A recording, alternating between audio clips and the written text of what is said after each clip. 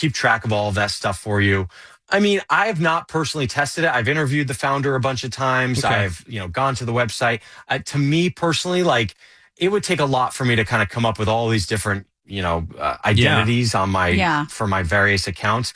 I will tell you, I think for most people, something that might be a little bit simpler, two things. Number one, there's something called an email alias that you can do. And if you pay for iCloud, it's actually built into your iPhone. Right. So you might have seen this pop up before. If you're surfing the web, and you see it where it's like it gives you that weird random email address. Says, hey, do you want to forward to your email? That's what that is. So, that's an email alias. So basically, you create that email, and then if you ever want to get, if they're spamming you too much or whatever, you can just turn off that email. So you can go into your settings on your iPhone, tap your name at the top, tap iCloud, and then scroll down and look for hide my email, and you can create an email address at any time and use that for a website you're signing up for. So that's kind of a neat thing. Okay, so when you're signing up, deactivate it if you don't. So when you're signing up for something and you got to put an email address in there, you do the alias email, right? Like, let's say you wanted to. So you don't care if you get spammed. Right. So, no, I'm saying, let's say you wanted to sign back in. Do you have to remember what random ass email it generated for you? Yes, but your iPhone will do that for you. So it's in the passwords app, or it's in that thing where I just showed you. Right. It'll tell you like all of your, I didn't realize I had set up like 220 of those throughout the time I've been using my iPhone. And it's like all these different websites, but the emails forward to your standard your actual email. You don't know the difference. Yeah. Gotcha. We're talking to Rich on tech. What else you got for us this week, Rich? Interesting new weather app. I thought this was kind of cool. Did you ever get that notification on your iPhone that tells you when it's going to rain, like in the next minute or something? Yeah. That's not always perfect, but that was a company called Dark Sky. They came up with that. Apple purchased them, immediately shut down the weather app, but people loved this weather app. Now they came out with, the same people, came out with a new weather app called Acme Weather. And a couple of unique things. Number one, like the Roadrunner used to order stuff from. Does it come with an anvil? Yes. Yeah. Okay. It comes with TNT that you can explode. Yeah. ACME, Acme Weather. So this shows you multiple possibilities for your forecast. So it's saying like, hey, we understand that forecasts aren't always right. So it shows you kind of a line with variations. That's one thing. But I think what's really cool is that it shows you fun alerts. So not just the minute by minute weather, but now it'll tell you if there's a cool rainbow in your neighborhood, which there you go, Greg. Your people will love that. Kind of fun. Rainbow alert. And then a great sunset in your area too. So if the sunset's going to be awesome, it'll tell you. So I don't know. It's just kind of fun. I mean, weather apps are not the most exciting thing, but is the weather accurate? A couple new features. That's the problem with Apple. The iPhone weather app, it sucks. It's never accurate. Well, a lot of times if it shows saying, and that's here's the trick though, because a lot of times if you see it says rain for the day, it breaks it down by hour too. You have to click into it to see when the rain and then how much, because sometimes it'll have the little rain emoji on there for something that's like at 2:00 in the morning, and for like less than a tenth of an inch, but yet it puts rain for the day. Oh no! And you're like thinking like your plans oh my gosh, are it's gonna be raining all day. Yeah, so you have to go through a couple different layers to see if it's even going to be accurate. But Rich, you said something at the very beginning that I just want to make sure I heard correctly. Did you say that Apple bought out Dark Sky just to get rid of it? Well, they took their technology to implement it into their own app. But it made it sound like, you know what, you guys are a little too you were competing a little too heavy. We just want you to buy you to go away. No, they bought it. They used that one feature, and then they just shut down the app because they embedded that feature into the Apple weather thing. But what I think is funny is like they made all this money from Apple for this thing, and then they went and started a whole other. Right, they don't care.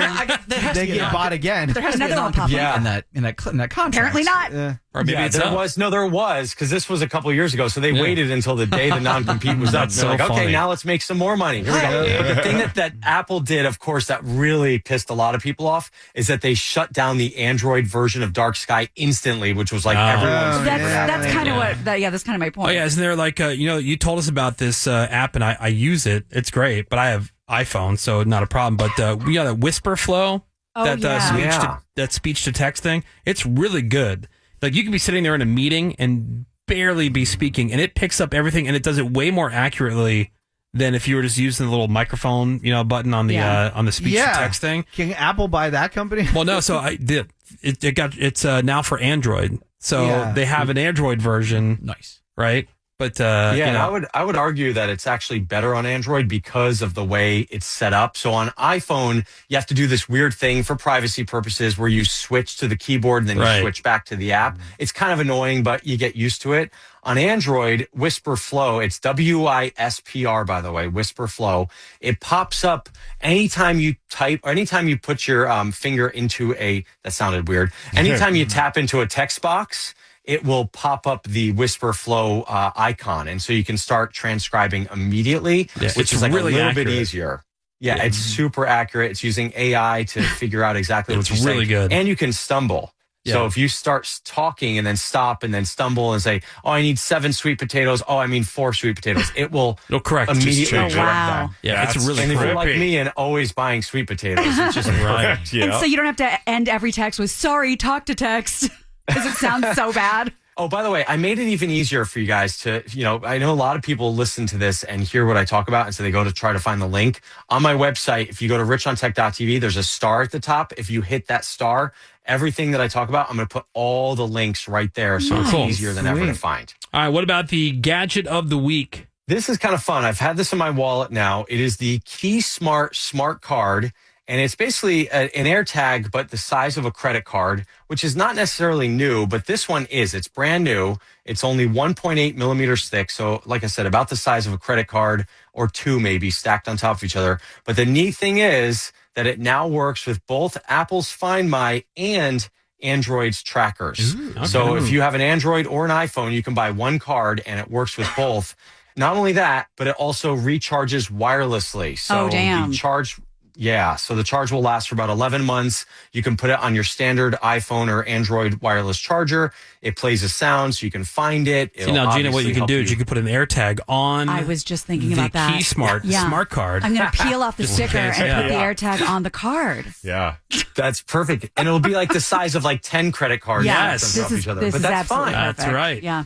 It sells for about $40, and it's just the only thing you don't get versus an AirTag is what's called precision finding. So an AirTag, your phone can lead you like right to it when you get close. This obviously is just going to show you where it is on the map and make that sound. So, and also tell you if it's left behind. Like, I don't know about you, when I leave my house, I get like 15 alerts. It's like, you left behind. It's like, brrr, what have I 10 done? things. I'm like, yes, I meant to leave all of those things behind, Apple. Thank you. Yeah, we had to get one of these things for my son's wallet because idiot kept putting it down in random places. And he's like, "Where's my wallet? I can't find it." And so now he's got one of these cards that's in the wallet. Smart. Perfect for him. Yeah, perfect. Because, my parents used to say this like, "Yo, you'd forget your head if it wasn't attached to your shoulder. It wasn't sewn on." But like now I understand that 1,000%. Get it. The one time I will tell you that I actually lost something, my AirPods that I needed to find, I could not ever find them. So the one time I needed the AirTags functionality, the Find My, I actually someone must have taken these things so fast and ran off with them because I just couldn't.